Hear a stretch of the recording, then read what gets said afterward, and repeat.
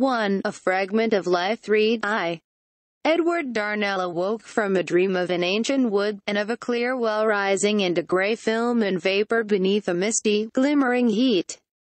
And as his eyes opened he saw the sunlight bright in the room, sparkling on the varnish of the new furniture. He turned and found his wife's place vacant, and with some confusion and wonder of the dream still lingering in his mind, he rose also, and began hurriedly to set about his dressing, for he had overslept a little, and the bus passed the corner at 9:15. He was a tall, thin man, dark-haired and dark-eyed, and in spite of the routine of the city, the counting of coupons, and all the mechanical drudgery that had lasted for 10 years, there still remained about him the curious hint of a wild grace, as if he had been born a creature of the antique wood, and had seen the fountain rising from the green moss and the grey rocks. The breakfast was laid in the room on the ground floor, the back room with the French windows looking on the garden. And before he sat down to his fried bacon, he kissed his wife seriously and dutifully. She had brown hair and brown eyes, and though her lovely face was grave and quiet, one would have said that she might have awaited her husband under the old trees, and bathed in the pool hollowed out of the rocks. They had a good deal to talk over while the coffee was poured out and the bacon eaten, and Darnell's egg brought in by the stupid, staring servant girl of the dusty face. They had been married for a year, and they had got on excellently, rarely sitting silent for more than an hour. But for the past few weeks Aunt Marian's presence had afforded a subject for conversation which seemed inexhaustible. Mrs. Darnell had been Miss Mary Reynolds, the daughter of an auctioneer and estate agent in Notting Hill, and Aunt Marian was her mother's sister, who was supposed rather to have lowered herself by marrying a coal merchant, in a small way, at Turnham Green. Marian had felt a family attitude a good deal, and the Reynoldses were sorry for many things that had been said.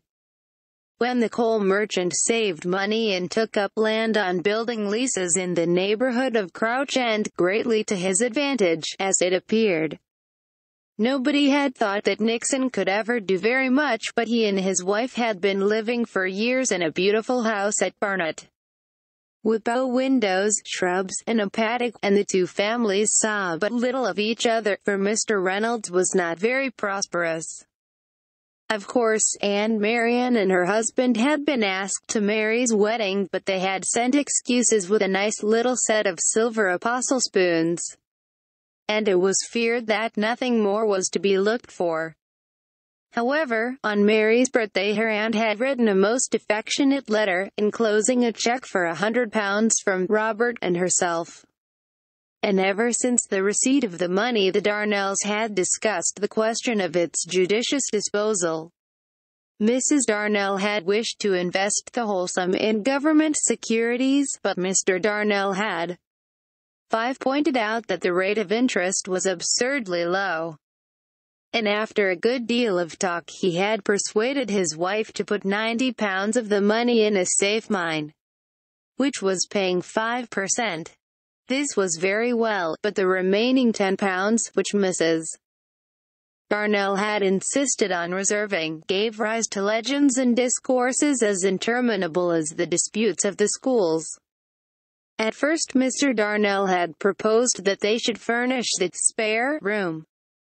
There were 4 bedrooms in the house, their own room, the small one for the servant, and 2 others overlooking the garden, one of which had been used for storing boxes, ends of rope, and odd numbers of quiet days and Sunday evenings, besides some worn suits belonging to Mr. Darnell which had been carefully wrapped up and laid by, as he scarcely knew what to do with them. The other room was frankly waste and vacant, and one Saturday afternoon, as he was coming home in the bus, and while he revolved that difficult question of the £10, the unseemingly emptiness of the spare room suddenly came into his mind, and he glowed with the idea that now, thanks to Aunt Marian, it could be furnished. He was busied with this delightful thought all the way home, but when he let himself in, he said nothing to his wife. Since he felt that his idea must be matured, he told Mrs. Darnell that, having important business, he was obliged to go out again directly, but that he should be back without fail for tea at 6:30. And Mary, on her side, was not sorry to be alone, as she was a little behindhand with the household books. The fact was that Darnell, full of the design of furnishing the spare six-bedroom, wished to consult his friend Wilson, who lived at Fulham, and had often given him judicious advice as to the laying out of money to the very best advantage. Wilson was connected with the Bordeaux wine trade, and Darnell's only anxiety was lest he should not be at home. However, it was all right. Darnell took a tram along the Goldhawk Road, and walked the rest of the way, and was delighted to see Wilson in the front garden of his house, busy amongst his flower beds. "Haven't seen you for an age," he said cheerily, when he heard Darnell's hand on the gate come in. "Oh, I forgot," he added, as Darnell still fumbled with the handle, and vainly attempted to enter. "Of course you can't get in. I haven't shown it you." It was a hot day in June, and Wilson appeared in a costume which he had put on in haste as soon as he arrived from the city. He wore a straw hat with a neat puggree protecting the back of his neck, and his dress was a Norfolk jacket and knickers and heather mixture. "See," he said, as he let Darnell in, "see the dodge. You don't turn the handle at all. First of all push hard, and then pull. It's a trick of my own, and I shall have it patented. You see, it keeps undesirable characters at a distance, such a great thing in the suburbs. I feel I can leave Mrs. Wilson alone now, and formerly, you have no idea how she used to be pestered." "But how about visitors?" said Darnell. "How do they get in?" "Oh, we put them up to it. Besides," he said, 7, vaguely, "there is sure to be somebody looking out. Mrs. Wilson is nearly always at the window. She's out now, gone to call on some friends. The Bennets at home day, I think it is. This is the first Saturday, isn't it? You know J.W. Bennet, don't you? Ah, he's in the house, doing very well, I believe. He put me on to a very good thing the other day." "But, I say," said Wilson, as they turned and strolled towards the front door, "what do you wear those black things for? You look hot. Look at me. Well, I've been gardening, you know, but I feel as cool as a cucumber." "I dare say you don't know where to get these things? Very few men do. Where do you suppose I got 'em?" "In the West End, I suppose," said Darnell, wishing to be polite. "Yes, that's what everybody says. And it is a good cut. Well, I'll tell you, but you needn't pass it on to everybody. I got a tip from Jameson. You know him, Jim Jams, in the China trade, 39 Eastbrook. And he said he didn't want everybody in the city to know about it. But just go to Jennings, in Old Wall, and mention my name, and you'll be all right." "And what do you think they cost?" "I haven't a notion," said Darnell, who had never bought such a suit in his life. "Well, have a guess." Darnell regarded Wilson gravely. The jacket hung about his body like a sack, the knickerbockers drooped lamentably over his calves, and in prominent positions the bloom of the heather seemed about to fade and disappear. £3, I suppose, at least," he said at length. "Well, I asked Dench, in our place, the other day, and he guessed 4.10. And his father's got something to do with a big business in Conduit Street. But I only gave 35 and 6. To measure, of course. Look at the cut, man." Darnell was astonished at so low a price. "And, by the way," Wilson went on, pointing to his new brown boots, "you know where to go for shoe leather." "Oh, I thought everybody was up to that. There's only one place, Mr. Bill, in Gunning Street 9 and 6. They were walking round and round the garden, and Wilson pointed out the flowers in the beds and borders. There were hardly any blossoms, but everything was neatly arranged. "Here are the tuberous-rooted Glasgonias," he said, showing a rigid row of stunted plants. "Those are Squintaceae. This is a new introduction, Moldavia semperflorida andersoni. And this is Pratzia." "When did they come out?" said Darnell. "Most of them in the end of August or beginning of September," said Wilson briefly. He was slightly annoyed with himself for having talked so much about his plants, since he saw that Darnell cared nothing for flowers, and, indeed, the visitor could hardly dissemble vague recollections that came to him, thoughts of an old wild garden, full of odors, beneath the gray walls, of the fragrance of the meadow sweet beside the brook. "I wanted to consult you about some furniture," Darnell said at last. "You know we've got a spare 9-room, and I'm thinking of putting a few things into it. I haven't exactly made up my mind, but I thought you might advise me." "Come into my den," said Wilson. "No, this way, by the back." And he showed Darnell another ingenious arrangement at the side door whereby a violent high-toned bell was set pealing in the house if one did but touch the latch.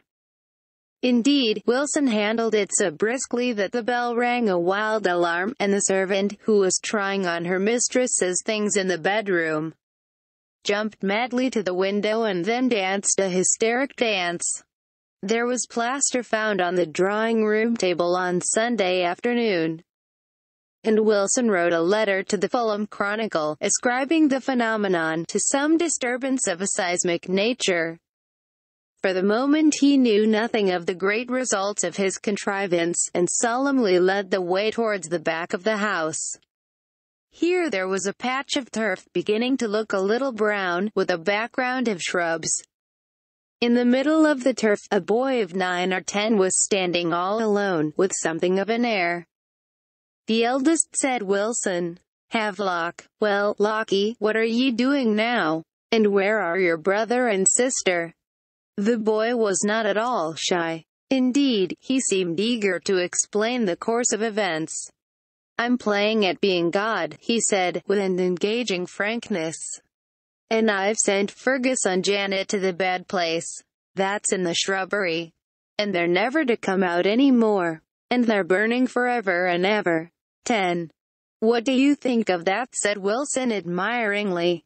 "Not bad for a youngster of 9, is it? They think a lot of him at the Sunday school. But come into my den."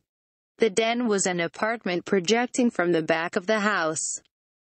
It had been designed as a back kitchen and wash-house, but Wilson had draped the copper in art muslin and had boarded over the sink, so that it served as a workman's bench. "Snug, isn't it?" he said, as he pushed forward one of the 2 wicker chairs. "I think out things here, you know. It's quiet. And what about this furnishing? Do you want to do the thing on a grand scale?" "Oh, not at all. Quite the reverse. In fact, I don't know whether the sum at our disposal will be sufficient. You see, this spare room is 10 feet by 12, with a western exposure, and I thought if we could manage it, that it would seem more cheerful furnished. Besides, it's pleasant to be able to ask a visitor, our Aunt Mrs. Nixon, for example. But she is accustomed to have everything very nice." "And how much do you want to spend?" "Well, I hardly think we should be justified in going much beyond £10. That isn't enough, eh?" Wilson got up and shut the door of the back kitchen impressively. "Look here," he said, "I'm glad you came to me in the first place. Now you'll just tell me where you thought of going yourself." "Well, I had thought of the Hampstead Road," said Darnell in a hesitating manner. "I just thought you'd say that. But I'll ask you, what is the good of going to those expensive shops? 11, in the West End. You don't get a better article for your money. You're merely paying for fashion. I've seen some nice things in Samuel's, though. They get a brilliant polish on their goods in those superior shops. We went there when we were married. Exactly, and paid 10% more than you need have paid. It's throwing money away. And how much did you say you had to spend? £10. Well, I can tell you where to get a beautiful bedroom suite in the very highest finish for £6.10. What do you think of that? China included, mind you, and a square of carpet brilliant colors will only cost you 15 and 6. Look here, go any Saturday afternoon to Dick's in the Seven Sisters Road, mention my name, and ask for Mr. Johnston. The suites in Ash Elizabethan, they call it. £6.10, including the china, with one of their orient carpets, 9x9, for 15 and 6. Dick's. Wilson spoke with some eloquence on the subject of furnishing. He pointed out that the times were changed, and that the old heavy style was quite out of date. You know, he said, it isn't like it was in the old days, when people used to buy things to last hundreds of years. Why, just before the wife and I were married, an uncle of mine died up in the north and left me his furniture.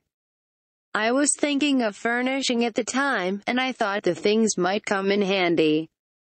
But I assure you there wasn't a single article that I cared to give house room to. All dingy, old mahogany, big bookcases and bureaus, and claw-legged chairs. 12. And tables. As I said to the wife, as she was soon afterwards, we don't exactly want to set up a chamber of horrors. Do we? So I sold off the lot for what I could get. I must confess I like a cheerful room. Darnell said he had heard that artists liked the old-fashioned furniture. Oh, I dare say. Unclean cult of the sunflower, eh? You saw that piece in the Daily Post? I hate all that rot myself. It isn't healthy, you know, and I don't believe the English people will stand it. But talking of curiosities, I've got something here that's worth a bit of money. He dived into some dusty receptacle in a corner of the room, and showed Darnell a small, worm-eaten Bible. Wanting the first 5 chapters of Genesis and the last leaf of the Apocalypse. It bore the date of 1753. It's my belief that's worth a lot, said Wilson. Look at the wormholes. And you see it's imperfect, as they call it. You've noticed that some of the most valuable books are imperfect at the sales. The interview came to an end soon after, and Darnell went home to his tea. He thought seriously of taking Wilson's advice, and after tea, he told Mary of his idea and of what Wilson had said about Dick's. Mary was a good deal taken by the plan when she had heard all the details. The prices struck her as very moderate. They were sitting one on each side of the grate, which was concealed by a pretty cardboard screen, painted with landscapes. And she rested her cheek on her hand, and her beautiful dark eyes, 13, seemed to dream and behold strange visions. In reality, she was thinking of Darnell's plan. It would be very nice in some ways, she said at last. But we must talk it over. What I am afraid of is that it will come to much more than £10 in the long run. There are so many things to be considered. There's the bed. It would look shabby if we got a common bed without brass mounts. Then the bedding, the mattress, and blankets, and sheets, and counterpane would all cost something. She dreamed again, calculating the cost of all the necessaries, and Darnell stared anxiously, reckoning with her, and wondering what her conclusion would be. For a moment the delicate coloring of her face, the grace of her form, and the brown hair, drooping over her ears and clustering in little curls about her neck, seemed to hint at a language which he had not yet learned. But she spoke again. The bedding would come to a great deal, I am afraid. Even if Dick's are considerably cheaper than Boone's or Samuel's. And, my dear, we must have some ornaments on the mantelpiece. I saw some very nice vases at 11.3 the other day at Wilkin and Dodd's. We should want 6 at least. And there ought to be a centerpiece. You see how it mounts up. Darnell was silent. He saw that his wife was summing up against his scheme, and though he had set his heart on it, he could not resist her arguments. "It would be nearer £12 than 10, she said. "The floor would have to be stained round the carpet 9 by 9, you said. And we should want a 14 piece of linoleum to go under the washstand. And the walls would look very bare without any pictures." "I thought about the pictures," said Darnell, and he spoke quite eagerly. He felt that here, at least, he was unassailable. "You know there's the Derby Day, and the railway station, ready framed, standing in the corner of the box room already. They're a bit old-fashioned, perhaps, but that doesn't matter in a bedroom. And couldn't we use some photographs? I saw a very neat frame in natural oak in the city to hold half a dozen, for 1 and 6. We might put in your father, and your brother James, and Aunt Marian, and your grandmother, in her widow's cap. And any of the others in the album. And then there's that old family picture in the hair trunk, that might do over the mantelpiece." "You mean your great-grandfather in the gilt frame? But that's very old-fashioned, isn't it? He looks so queer in his wig. I don't think it would quite go with the room, somehow." Darnell thought a moment. The portrait was a Kit-Kat of a young gentleman, bravely dressed in the fashion of 1750. And he very faintly remembered some old tales that his father had told him about this ancestor, tales of the woods and fields, of the deep sunken lanes, and the forgotten country in the west. "No," he said, "I suppose it is rather out of date. But I saw some very nice prints in the city, framed and quite cheap." "Yes, but everything counts. Well, we will talk it over, as you say. You know we must be careful." The servant came in with the supper, a tin of biscuits, 15, a glass of milk for the mistress, and a modest pint of beer for the master, with a little cheese and butter. Afterwards Edward smoked 2 pipes of honeydew, and they went quietly to bed, Mary going first, and her husband following a quarter of an hour later, according to the ritual established from the first days of their marriage. Front and back doors were locked, the gas was turned off at the meter, and when Darnell got upstairs he found his wife already in bed, her face turned round on the pillow. She spoke softly to him as he came into the room. It would be impossible to buy a presentable bed at anything under £1.11, and good sheets are dear anywhere. He slipped off his clothes and slid gently into bed, putting out the candle on the table. The blinds were all evenly and duly drawn, but it was a June night, and beyond the walls, beyond that desolate world and wilderness of grey shepherd's bush, a great golden moon had floated up through magic films of cloud, above the hill. And the earth was filled with a wonderful light between red sunset lingering over the mountain, and that marvelous glory that shone into the woods from the summit of the hill. Darnell seemed to see some reflection of that wizard brightness in the room. The pale walls and the white bed and his wife's face lying amidst brown hair upon the pillow were illuminated. And listening he could almost hear the corncrake in the fields, the fern owl sounding his strange note from the quiet of the rugged place where the bracken grew, and, like the echo of a magic song, the melody of the nightingale that sang all night in the alder by the little brook. There was nothing, 16, that he could say, but he slowly stole his arm under his wife's neck, and played with the ringlets of brown hair.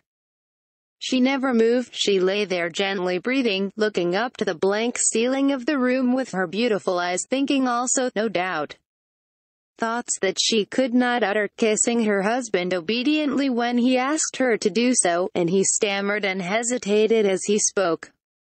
They were nearly asleep. Indeed, Darnell was on the very eve of dreaming, when she said very softly, "I am afraid, darling, that we could never afford it." And he heard her words through the murmur of the water, dripping from the grey rock, and falling into the clear pool beneath. Sunday morning was always an occasion of idleness. Indeed, they would never have got breakfast if Mrs. Darnell, who had the instincts of the housewife, had not awoke and seen the bright sunshine, and felt that the house was too still. She lay quiet for 5 minutes, while her husband slept beside her, and listened intently, waiting for the sound of Alice stirring down below.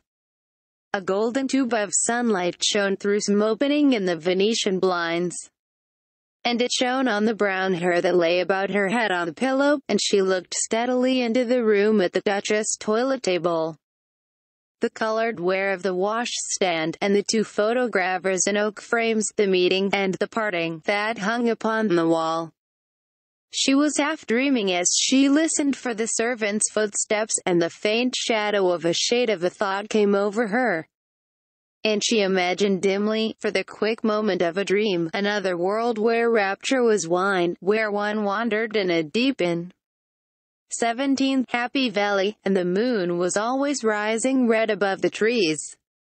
She was thinking of Hampstead, which represented to her the vision of the world beyond the walls.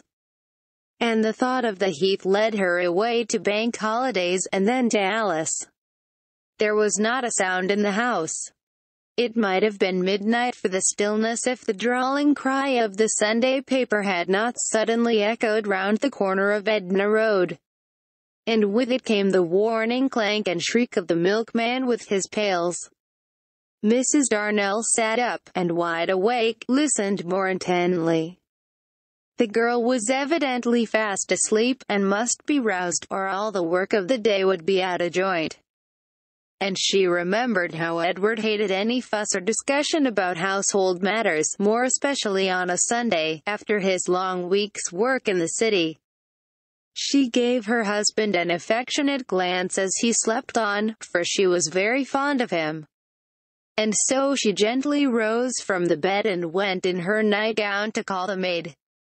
The servants' room was small and stuffy, the night had been very hot, and Mrs. Darnell paused for a moment at the door, wondering whether the girl on the bed was really the dusty-faced servant who bustled day by day about the house, or even the strangely bedizened creature, dressed in purple, with a shiny face, who would appear on the Sunday afternoon, bringing in an early tea. Because it was her evening out. Alice's hair was black and her skin was pale, almost of the olive tinge, and she lay asleep, her head resting on one arm, reminding Mrs. Darnell of a queer print of a tired batch ant that she had seen long ago in a shop window in Upper Street, Islington. And a 18 crack bell was ringing. That meant 5 minutes to wait, and nothing done. She touched the girl gently on the shoulder, and only smiled when her eyes opened, and waking with a start she got up in sudden confusion. Mrs. Darnell went back to her room and dressed slowly while her husband still slept, and it was only at the last moment, as she fastened her cherry-colored bodice, that she roused him, telling him that the bacon would be overdone unless he hurried over his dressing. Over the breakfast they discussed the question of the spare room all over again. Mrs. Darnell still admitted that the plan of furnishing it attracted her, but she could not see how it could be done for the £10.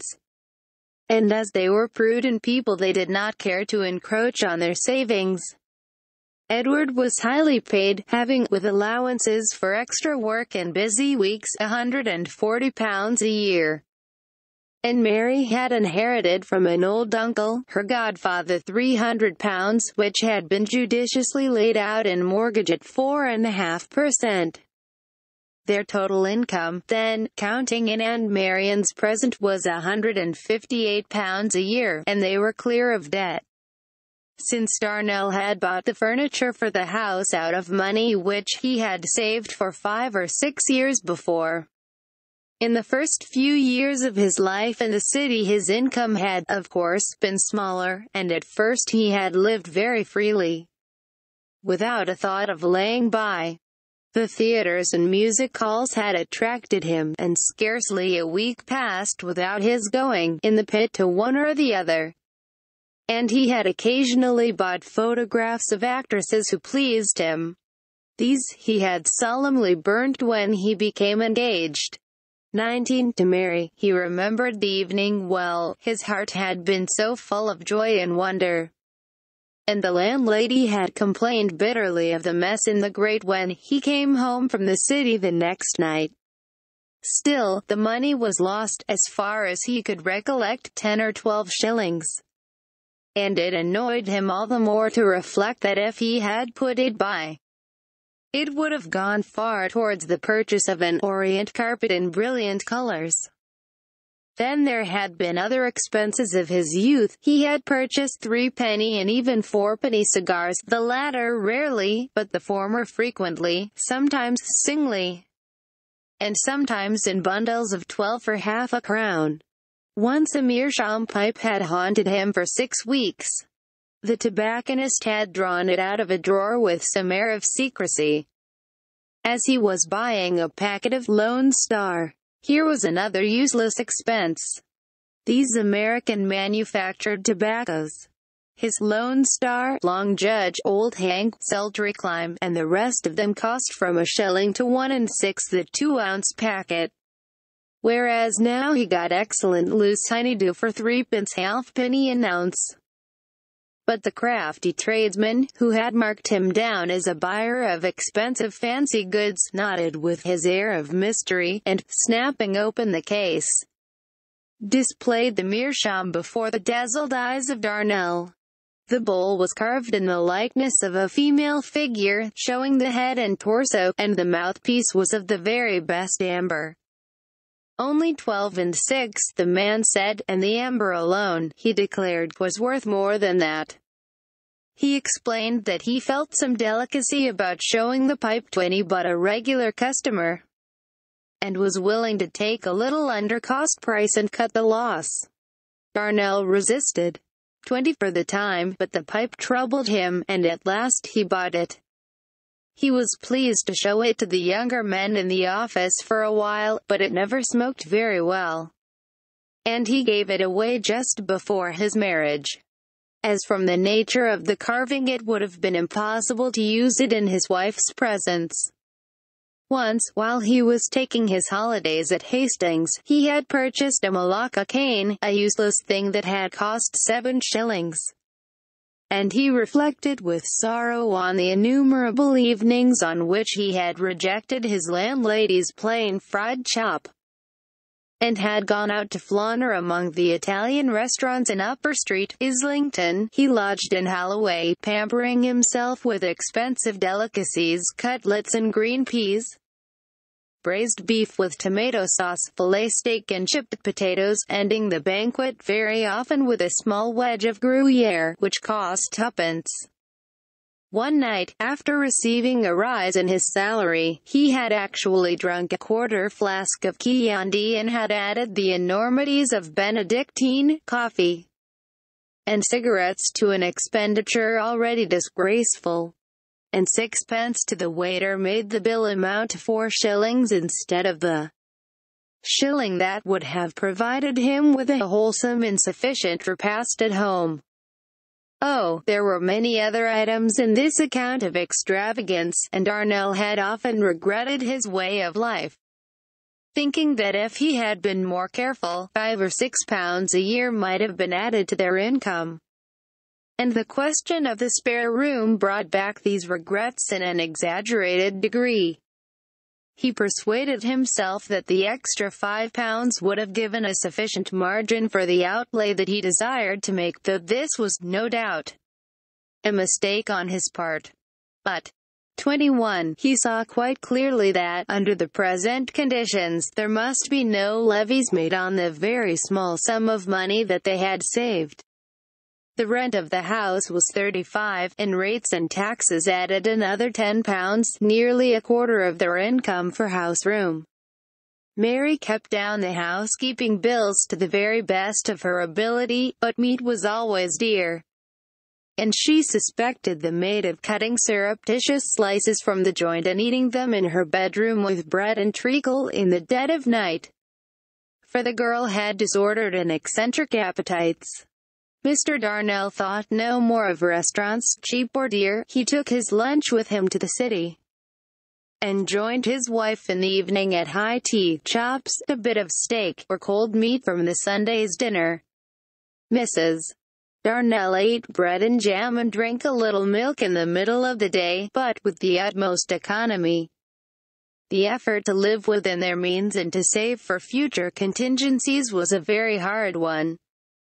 They had determined to do without change of air for at least 3 years, as the honeymoon at Walton-on-the-Naze had cost a good deal.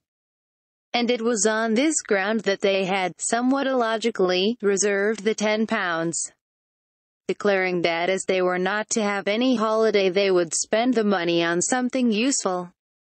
And it was this consideration of utility that was finally fatal to Darnell's scheme. They had calculated and recalculated the expense of the bed and bedding, the linoleum, and the ornaments. And by a great deal of exertion the total expenditure had been made to assume the shape of something very little over £10, when Mary said quite suddenly, "But, after all, Edward, we don't really want to 22 furnish the room at all. I mean, it isn't necessary. And if we did so, it might lead to no end of expense. People would hear of it and be sure to fish for invitations. You know we have relatives in the country, and they would be almost certain, the Mallings, at any rate, to give hints." Darnell saw the force of the argument and gave way. But he was bitterly disappointed. "It would have been very nice, wouldn't it?" he said with a sigh. "Never mind, dear," said Mary, who saw that he was a good deal cast down. "We must think of some other plan that will be nice and useful too." She often spoke to him in that tone of a kind mother, though she was by 3 years the younger. "And now," she said, "I must get ready for church. Are you coming?" Darnell said that he thought not. He usually accompanied his wife to morning service, but that day he felt some bitterness in his heart, and preferred to lounge under the shade of the big mulberry tree that stood in the middle of their patch of garden, relic of the spacious lawns that had once lain smooth and green and sweet, where the dismal streets now swarmed in a hopeless labyrinth. So Mary went quietly and alone to church. St. Paul's stood in a neighboring street, and its Gothic design would have interested a curious inquirer into the history of a strange revival. Obviously, mechanically, there was nothing amiss. The style chosen was geometrical decorated, and the tracery of the windows seemed correct. The nave, the aisles, the spacious chancel, were reasonably proportioned, and, to be quite 23 serious, the only feature obviously wrong was the substitution of a low chancel wall with iron gates for the rood screen with the loft and rood. But this, it might plausibly be contended, was merely an adaptation of the old idea to modern requirements. And it would have been quite difficult to explain why the whole building, from the mere mortar setting between the stones to the Gothic gas standards, was a mysterious and elaborate blasphemy. The canticles were sung to Jol in B flat, the chants were Anglican, and the sermon was the gospel for the day, amplified and rendered into the more modern and graceful English of the preacher. And Mary came away, after their dinner, an excellent piece of Australian mutton, bought in the worldwide stores. In Hammersmith they sat for some time in the garden, partly sheltered by the big mulberry tree from the observation of their neighbors. Edward smoked his honeydew, and Mary looked at him with placid affection. "You never tell me about the men in your office," she said at length. "Some of them are nice fellows, aren't they?" "Oh, yes, they're very decent. I must bring some of them round, one of these days." He remembered with a pang that it would be necessary to provide whiskey. One couldn't ask the guest to drink table beer at 10 pence the gallon. "Who are they, though?" said Mary. "I think they might have given you a wedding present." "Well, I don't know. We never have gone in for that sort of thing. but they're very decent chaps. Well, there's Harvey, Saz they call him behind his back. He's mad on bicycling. He went in last year, 24, for the 2 miles amateur record. He'd have made it too, if he could have got into better training. Then there's James, a sporting man. You wouldn't care for him. I always think he smells of the stable. How horrid, said Mrs. Darnell, finding her husband a little frank, lowering her eyes as she spoke. Dickinson might amuse you, Darnell went on. He's always got a joke. A terrible liar, though. When he tells a tale we never know how much to believe. He swore the other day he'd seen one of the governors buying cockles off a barrow near London Bridge, and Jones, who's just come, believed every word of it.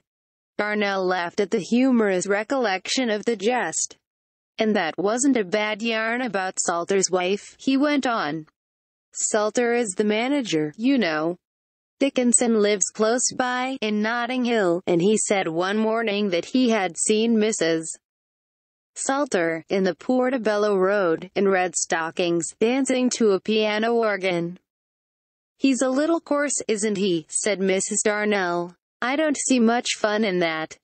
Well, you know, amongst men it's different. You might like Wallace, he's a tremendous photographer. He often shows us photos he's taken of his children, one, a little girl of 3, in her bath. I asked him how he thought she'd like it when she was 23. Mrs. Darnell looked down and made no answer. There was silence for some minutes while Darnell smoked his pipe. I say, Marie, he said at length, what do you say to our taking a paying guest, 25? A paying guest? I never thought of it. Where should we put him? Why, I was thinking of the spare room. The plan would obviate your objection, wouldn't it? Lots of men in the city take them, and make money of it too. I dare say it would add £10 a year to our income. Redgrave, the cashier, finds it worth his while to take a large house on purpose. They have a regular lawn for tennis and a billiard room. Mary considered gravely, always with a dream in her eyes. I don't think we could manage it, Edward, she said. It would be inconvenient in many ways. She hesitated for a moment. And I don't think I should care to have a young man in the house. It is so very small, and our accommodation, as you know, is so limited. She blushed slightly, and Edward, a little disappointed as he was, looked at her with a singular longing. As if he were a scholar confronted with a doubtful hieroglyph, either wholly wonderful or altogether commonplace. Next door children were playing in the garden, playing shrilly, laughing, crying, quarreling, racing to and fro. Suddenly a clear, pleasant voice sounded from an upper window. Enid, Charles, come up to my room at once. There was an instant sudden hush. The children's voices died away. Mrs. Parker is supposed to keep her children in great order, said Mary. Alice was telling me about it the other day. She had been talking to Mrs. Parker's servant. I listened to her without any remark, as I don't think it right to encourage servants' 26 gossip. They always exaggerate everything. And I dare say children often require to be corrected. The children were struck silent as if some ghastly terror had seized them. Darnell fancied that he heard a queer sort of cry from the house, but could not be quite sure. He turned to the other side, where an elderly, ordinary man with a grey mustache was strolling up and down on the further side of his garden. He caught Darnell's eye, and Mrs. Darnell looking towards him at the same moment, he very politely raised his tweed cap. Darnell was surprised to see his wife blushing fiercely. Sace and I often go into the city by the same bus, he said. And as it happens, we've sat next to each other 2 or 3 times lately. I believe he's a traveler for a leather firm in Bermondsey. He struck me as a pleasant man. Haven't they got rather a good-looking servant? Alice has spoken to me about her, and the Saces, said Mrs. Darnell. I understand that they are not very well thought of in the neighborhood. But I must go in and see whether the tea is ready. Alice will be wanting to go out directly." Darnell looked after his wife as she walked quickly away. He only dimly understood, but he could see the charm of her figure, the delight of the brown curls clustering about her neck. And he again felt that sense of the scholar confronted by the hieroglyphic. He could not have expressed his emotion, but he wondered whether he would ever find the key. And something told him that before she could speak to him, his own lips must be unclosed. She had gone into the house by the back kitchen door, leaving it open, and he heard her. 27, speaking to the girl about the water being really boiling. He was amazed, almost indignant with himself. But the sound of the words came to his ears as strange, heart-piercing music, tones from another, wonderful sphere. And yet he was her husband, and they had been married nearly a year, and yet whenever she spoke, he had to listen to the sense of what she said, constraining himself, lest he should believe she was a magic creature, knowing the secrets of immeasurable delight. He looked out through the leaves of the mulberry tree. Mr. Sayce had disappeared from his view, but he saw the light blue fume of the cigar that he was smoking floating slowly across the shadowed air. He was wondering at his wife's manner when Sayce's name was mentioned, puzzling his head as to what could be amiss in the household of a most respectable personage, when his wife appeared at the dining-room window and called him in to tea. She smiled as he looked up, and he rose hastily and walked in, wondering whether he were not a little queer, so strange were the dim emotions and the dimmer impulses that rose within him. Alice was all shining purple and strong scent, as she brought in the teapot and the jug of hot water.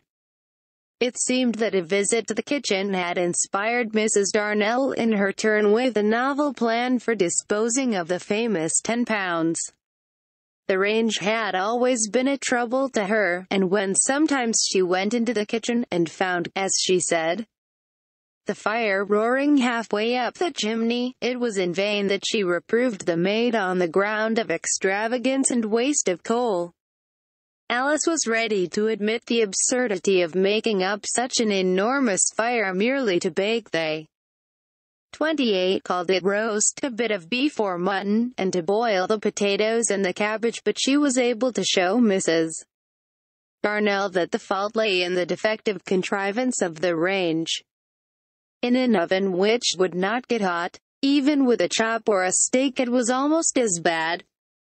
The heat seemed to escape up the chimney or into the room, and Mary had spoken several times to her husband on the shocking waste of coal.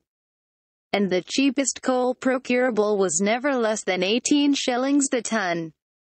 Mr. Darnell had written to the landlord, a builder, who had replied in an illiterate but offensive communication, maintaining the excellence of the stove and charging all the faults to the account of "your good lady," which really implied that the Darnells kept no servant, and that Mrs. Darnell did everything. The range, then, remained a standing annoyance and expense. Every morning, Alice said, she had the greatest difficulty in getting the fire to light at all. And once lighted, it seemed as if it fled right up the chimney. Only a few nights before Mrs. Darnell had spoken seriously to her husband about it, she had got Alice to weigh the coals expended in cooking a cottage pie, the dish of the evening, and deducting what remained in the scuttle after the pie was done. It appeared that the wretched thing had consumed nearly twice the proper quantity of fuel. "You remember what I said the other night about the range," said Mrs. Darnell, as she poured out the tea and watered the leaves. She thought the introduction a good one, for though her husband was a most amiable man, she guessed that he had been just a little hurt by her decision against his furnishing scheme. "The range," said Darnell. He paused as he helped 29 himself to the marmalade and considered for a moment. "No, I don't recollect. What night was it? Tuesday. Don't you remember? You had overtime, and didn't get home till quite late. She paused for a moment, blushing slightly, and then began to recapitulate the misdeeds of the range, and the outrageous outlay of coal in the preparation of the cottage pie. Oh, I recollect now. That was the night I thought I heard the nightingale. People say there are nightingales in Bedford Park, and the sky was such a wonderful deep blue. He remembered how he had walked from Uxbridge Road Station, where the green bus stopped, and in spite of the fuming kilns under Acton, a delicate odor of the woods and summer fields was mysteriously in the air, and he had fancied that he smelt the red wild roses drooping from the hedge. As he came to his gate, he saw his wife standing in the doorway, with a light in her hand, and he threw his arms violently about her as she welcomed him, and whispered something in her ear, kissing her scented hair. He had felt quite abashed a moment afterwards, and he was afraid that he had frightened her by his nonsense. She seemed trembling and confused. And then she had told him how they had weighed the coal. "Yes, I remember now," he said. "It is a great nuisance, isn't it? I hate to throw away money like that. Well, what do you think? Suppose we bought a really good range with Aunt's money? It would save us a lot, and I expect the things would taste much nicer." 30. Darnell passed the marmalade, and confessed that the idea was brilliant. "It's much better than mine, Marie," he said quite frankly. "I am so glad you thought of it. But we must talk it over. It doesn't do to buy in a hurry. There are so many makes."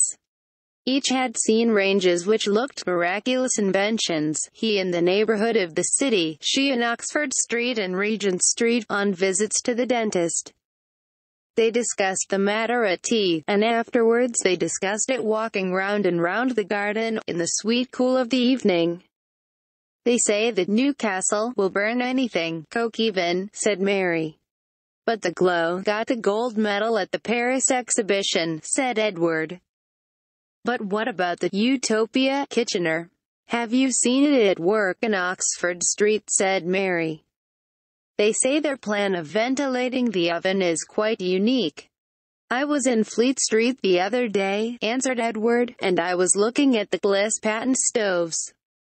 They burn less fuel than any in the market, so the makers declare." He put his arm gently round her waist. She did not repel him. She whispered quite softly, "I think Mrs. Parker is at her window," and he drew his arm back slowly. "But we will talk it over," he said. "There is no hurry. I might call at some of the places near the city, and you might do the same thing in Oxford Street and Regent Street and Piccadilly, and we could compare notes." 31. Mary was quite pleased with her husband's good temper. It was so nice of him not to find fault with her plan. "He's so good to me," she thought. And that was what she often said to her brother, who did not care much for Darnell. They sat down on the seat under the mulberry close together, and she let Darnell take her hand, and as she felt his shy, hesitating fingers touch her in the shadow, she pressed them ever so softly, and as he fondled her hand, his breath was on her neck, and she heard his passionate, hesitating voice whisper, my dear," as his lips touched her cheek. She trembled a little, and waited. Darnell kissed her gently on the cheek and drew away his hand, and when he spoke he was almost breathless. "We had better go in now," he said. "There is a heavy dew, and you might catch cold." A warm, scented gale came to them from beyond the walls. He longed to ask her to stay out with him all night beneath the tree, that they might whisper to one another, that the scent of her hair might inebriate him, that he might feel her dress still brushing against his ankles. But he could not find the words, and it was absurd, and she was so gentle that she would do whatever he asked, however foolish it might be, just because he asked her. He was not worthy to kiss her lips. He bent down and kissed her silk bodice, and again he felt that she trembled, and he was ashamed, fearing that he had frightened her. They went slowly into the house, side by side, and Darnell lit the gas in the drawing room, where they always sat on Sunday evenings. Mrs. Darnell felt a little tired and lay down on the sofa, and Darnell, 32, took the armchair opposite. For a while they were silent, and then Darnell said suddenly, "What's wrong with the Saces? You seem to think there was something a little strange about them. Their maid looks quite quiet." "Oh, I don't know that one ought to pay any attention to servants' gossip. They're not always very truthful. It was Alice told you, wasn't it?" "Yes. She was speaking to me the other day, when I was in the kitchen in the afternoon." "But what was it?" "Oh, I'd rather not tell you, Edward. It's not pleasant. I scolded Alice for repeating it to me." Darnell got up and took a small, frail chair near the sofa. "Tell me," he said again, with an odd perversity. He did not really care to hear about the household next door, but he remembered how his wife's cheeks flushed in the afternoon. And now he was looking at her eyes. "Oh, I really couldn't tell you, dear. I should feel ashamed. But you're my wife." "Yes, but it doesn't make any difference. A woman doesn't like to talk about such things." Darnell bent his head down. His heart was beating. He put his ear to her mouth and said, "Whisper." Mary drew his head down still lower with her gentle hand, and her cheeks burned as she whispered, "Alice says that upstairs they have only one room furnished. The maid told her, herself." With an unconscious gesture she pressed his head to 33, her breast, and he in turn was bending her red lips to his own, when a violent jangle clamored through the silent house. They sat up, and Mrs. Darnell went hurriedly to the door. "That's Alice," she said. "She is always in time. It has only just struck 10. Darnell shivered with annoyance. His lips, he knew, had almost been opened. Mary's pretty handkerchief, delicately scented from a little flagon that a school friend had given her, lay on the floor, and he picked it up and kissed it and hid it away. The question of the range occupied them all through June and far into July. Mrs.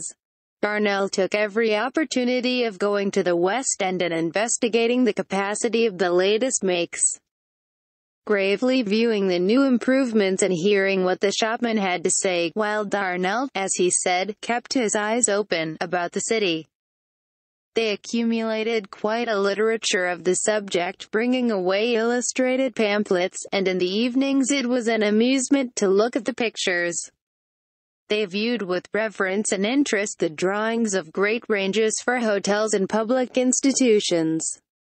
Mighty contrivances furnished with a series of ovens each for a different use, with wonderful apparatus for grilling, with batteries of accessories which seemed to invest the cook almost with the dignity of a chief engineer.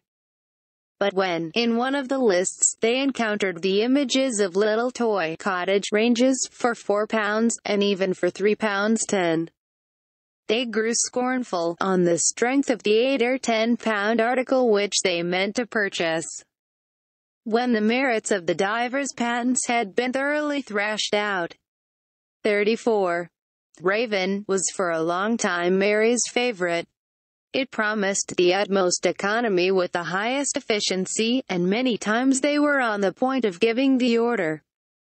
But the glow seemed equally seductive, and it was only £8, 5s, as compared with £9, 7s, 6d, and though the Raven was supplied to the royal kitchen, the glow could show more fervent testimonials from continental potentates.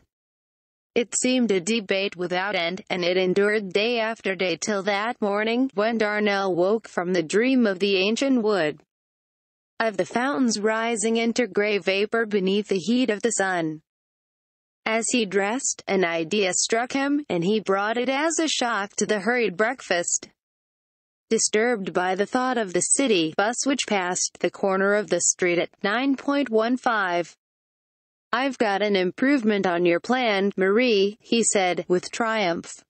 "Look at that," and he flung a little book on the table. He laughed. "It beats your notion all to fits. After all, the great expense is the coal. It's not the stove, at least that's not the real mischief. It's the coal is so dear. And here you are. Look at those oil stoves. They don't burn any coal, but the cheapest fuel in the world, oil. And for £2.10 you can get a range that will do everything you want." "Give me the book," said Marie, "and we will talk it over in the evening, when you come home. Must you be going?" Darnell cast an anxious glance at the clock. "Goodbye," and they kissed each other seriously and dutifully, and Mary's eyes made Darnell think of those 35 lonely water pools, hidden in the shadow of the ancient woods.